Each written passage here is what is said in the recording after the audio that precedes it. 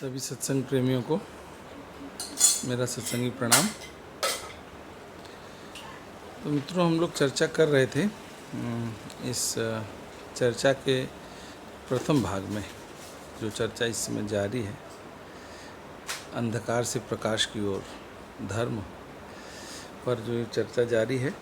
हमने इसमें एक चर्चा की थी सबसे प्रथम खंड में कि धर्म को धारण किया जाता है, और धारण कहाँ किया जाता है? आत्मा पर। धर्म जो है ये आत्मा का परिधान है। ऐसा मैं क्यों कह रहा हूँ कि आत्मा का परिधान है? परिधान हम क्यों पहनते हैं? एक तो आप जानते हैं, जैसा मैंने बताया कि इसका प्राथमिक जो है प्रयोजन है लज्जा निवारण। तो लज्जा निवारण तो है ही, पर ये आपको सुंदर भी बनाता है। आपका परिधान जो है आपको जो है सुंदर, अच्छा लगने में।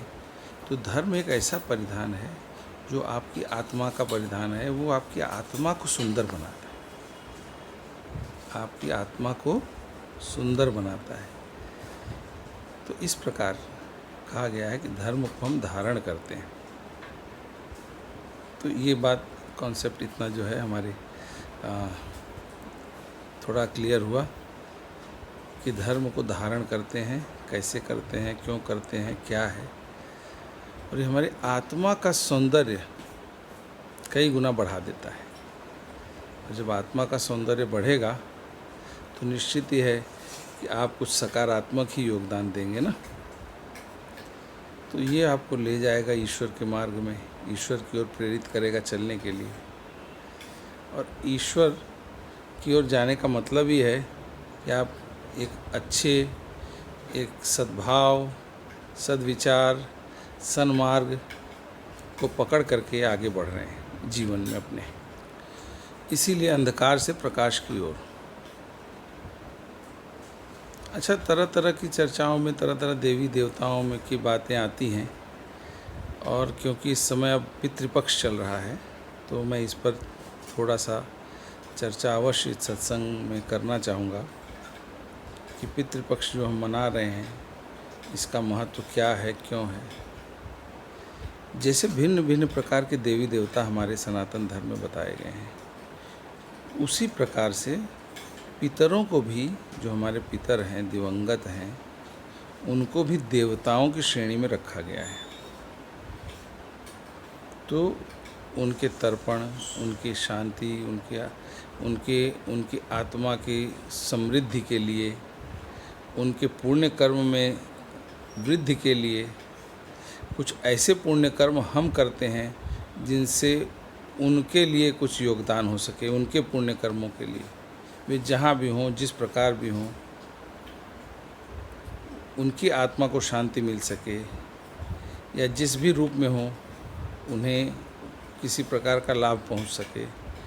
ये विचार है। ये तो एक विचार है, एक धार्मिक विचार है, एक सात्विक विचार है कि हम अपने पूर्वजों का स्मरण करें, और स्मरण करके कुछ ऐसे पावन और पुनीत कार्य करें, और प्रभु से प्रार्थना करें कि इस पुनीत कार्य का लाभ जो है हमारे पितरों को मिले। जैसे हम देवताओं को भोग लगाते हैं, उस तरह अपने पुण्य कर्मों का, अपने सत्कर्मों का भी भोग हम अपने पितरों के लिए लगा सकते हैं। पितरों के प्रति मन में आपके सद्भाव होने से आप स्वयं भी तर जाते हैं। पितरों को इसीलिए देवता का स्थान दिया गया है। उनके आशीर्वाद बहुत फलित होते हैं। इसका भाव और इसकी जो है, इसके बारे में जो भी बातें हैं, आ रही हैं सद्ग्रंथों में, हमारे चर्चा में हैं, वो एक अलग जो है विषय है। उस पर भी कभी विस्तार से, विस्तृत रूप से चर्चा होगी।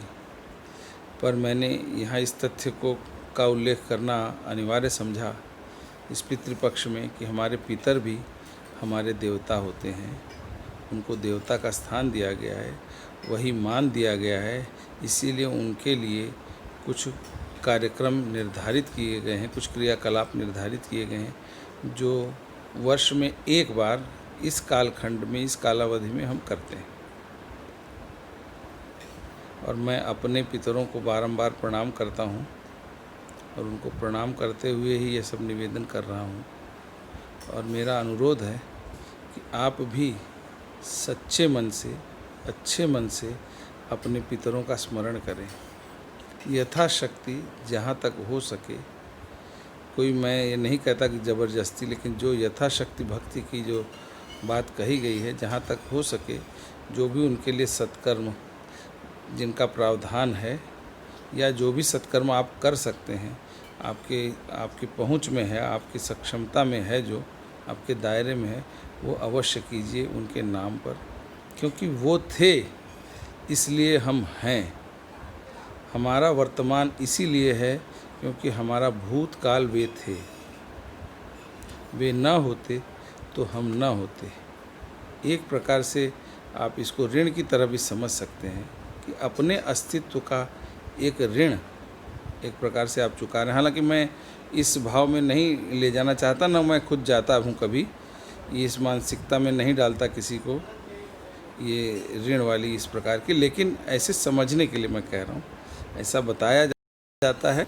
इस प्रकार से आप समझ सकते हैं कि आप एक प्रकार से कृतज्ञ महसूस कर सकते हैं। ऋण शब्द का प्रयोग मैं नहीं करूँगा, उसको छोड़ दीजिए।